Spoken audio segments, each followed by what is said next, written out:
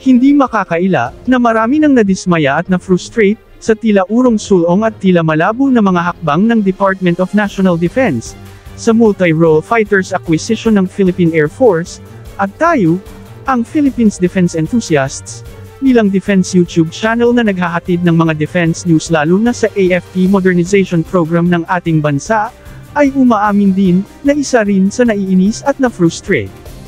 Ngunit sa likod ng mga pagkadismaya na ito, at pagkawalan na ng gana tungkol sa multi-role fighter acquisition ng Philippine Air Force, na parabang malabo kung meron ba tayong maasahan, ay medyo nagkaroon ng malaking katanungan ngayon.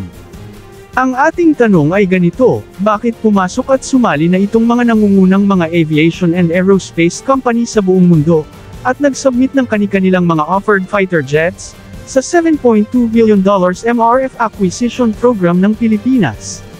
Bakit sila nagsasayang ng kanilang oras at panahon at pera, sa MRF project na ito ng ating Air Force? Bakit ang mga higanteng mga kumpanyang ito, ay nagka-interes na ngayon, gayong mga wala naman itong gana noon? Ang sub ng Sweden, Lockheed Martin, Korea Aerospace Industries, Eurofighter, Turkish Aerospace Industries, at Dassault Aviation, ay lahat ay nagpapaligsahan para sa kontrata. Ang bawat kumpanyang ito, ay nagdadala ng sarili nitong mga scaled model ng kanilang fighter jets bilang kanilang mga offer, sa kamakailang Asian Defense and Security Exhibition, na nagsilbing showcase para sa karamihan ng mga contenders. Gumawa ng matapang na pahayag ang sub ng Sweden, sa pamamagitan ng pagpapakita ng isang full-scale mock-up ng kanyang Gripen EF fighter.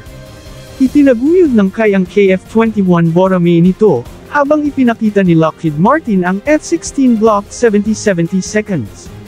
Pinagmamalaki din ng kumpanyang Leonardo, na kumakatawan sa Eurofighter Consortium, ang mga kakayahan ng kanilang Typhoon multi-role fighters.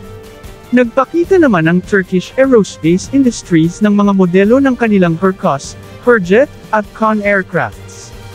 Kahit wala ang mismong Dassault Aviation, ngunit ang Rafale fighter nito, sinasabing nananatiling malakas na kalaban ito ng lahat ng mga contenders. Bakit ang $7 billion fighter jet tender ng Pilipinas, ay umaakit sa mga global aerospace giants? Gayong di naman natin nakikita ang pagkaseryoso ng ating gobyerno. Kaya ang Philippines Defense Enthusiasts, ay nagkaroon ng kunting paniwala, na maaring ganun tayo kadismaya, at wala ng tiwala sa takbo ng MRF acquisition na ito ng Pilipinas, ngunit aminin nating ang mga impormasyon na ating mga nalalaman, ay isang napakaliit na tip lamang ng napakalaking iceberg of information.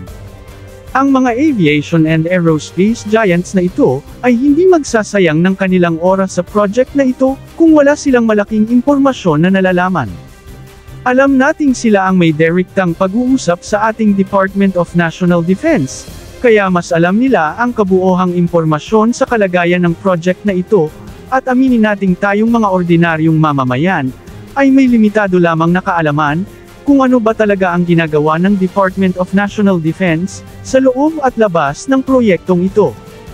Kaya naman, mas prefer ng Philippines Defense Enthusiasts ngayon, na hayaan ng Department of National Defense sa kanyang paglalayag sa pagkatuparan ng multi-role fighters ng ating Philippine Air Force, dahil naniniwala na tayong hindi masasayang ang ating paghihintay.